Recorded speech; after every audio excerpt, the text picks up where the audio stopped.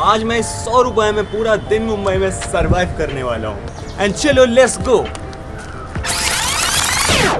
तो अभी मैं आ गया हूँ लोकल ट्रेन स्टेशन, क्योंकि मुंबई में 100 रुपए में ट्रेवल करने का एक यही वाहिद रास्ता है। फिर भाई साहब चलते हैं बिना किसी देरी के।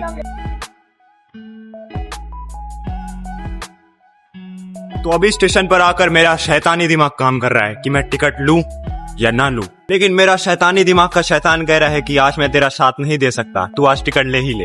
वैसे भी अपने पास 100 रुपए हैं और पूरे मुंबई में 100 रुपए में सरवाइव करना है, तो चलो भाई टिकट ले ही लेते हैं। जल्दी से पहुंच गया मैं टिकट काउंटर पर एक टिकट लेने के लिए चर्च गेट का। फाइनली अभी मैंने अपना टिकट और अपने पैसे वापस ले लिए एंड मेरे पास बचे हैं ऑलमोस्ट 90 रुपीज। एंड इस 90 रुपीज में अभी और भी आगे जगह सरवाइव करना है।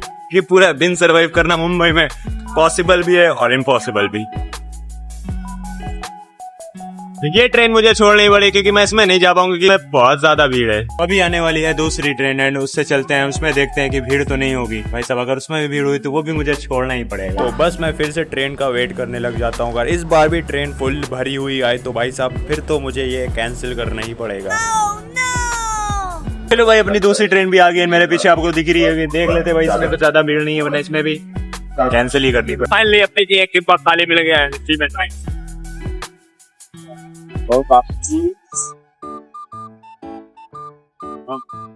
एंड भाई साहब मैंने अभी ट्रेन पकड़ लिया एंड आगे ही था, इसको खाली खाली दिखा, मैंने इसको देख लिया और बस पकड़ लिया। एंड चलते हैं अब Churchgate. And Churchgate पर चलकर वहां देखते हैं कि आगे किस तरीके से 90 रुपीज खर्चे किए जा सकते हैं।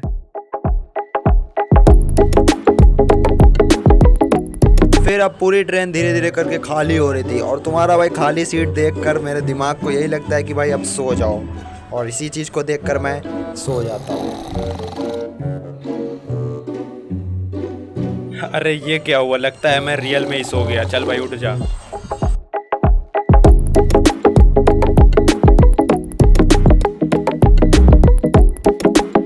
अभी मैं मरीन लाइन उतर गया हूँ। टिकट तो मैंने चर्च गेट का लिया था, तो मैंने इसमें एक दिमाग लगाया है, वो आगे आपको पता चलेगा। तो अभी मैं उतर चुका हूँ मरीन लाइन पे एंड यहाँ से आगे चलेंगे एंड मरीन लाइन पे देखेंगे क्या क्या तक घूम सकते हैं और उसके बाद 90 रुपीज को खर्च कैसे कर सकते हैं।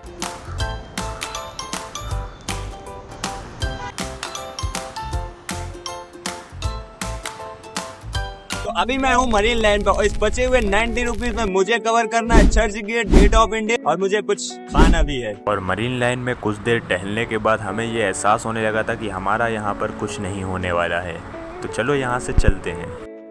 चलो फिर यहाँ से भी भागते हैं।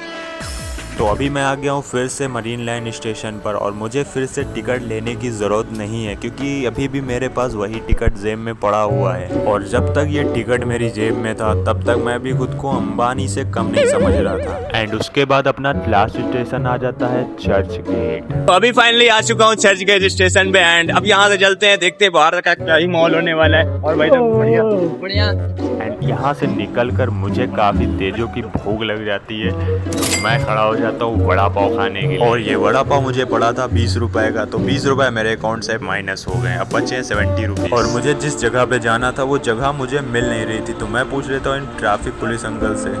घर जाने का है सीधा ही जाना, दूसरे सिग्नल से लेफ्ट। फाइनली मुझे जाना था सीधा और दूसरे सिग्नल से लेफ्ट लेने का है। जैसा उन्होंने बताया था मैं पहला सिग्नल पार किया और दूसरा सिग्नल पार करके लेफ्ट ले लिया। अपनी मंजिल पर पहुँचते पहुँचते मैं आप लोगों को बता दूं कि मेरे पास बचे हुए सिर्फ 70 रुपीज और इसी 70 रुपीज में मुझे जाना है गेट ऑफ इंडिया। एंड मैं जैसे ही अपनी लोकेशन पर पहुँचता हूँ तो मेरा मुँह खुला का खुला रह जाता है। आ चुका हूँ भाई पहले भी। फाइनली यहाँ पर पहुँचने के बाद मुझे लगता है कि शायद मैं मुंबई में ही खड़ा हूँ और शायद ये भी मुझे लगता है कि अभी तक की जो मैंने 30 रुपए बर्बाद किए हैं वो एक जगह से सही इन्वेस्टमेंट था। 30 रुपए में अभी तक की मैं वहाँ से यहाँ तक आ चुका हूँ और यहाँ से वहाँ तक जाना है। फाइनली अभी मैं निकल रहा हूँ गेट ऑफ इंडिया के लिए।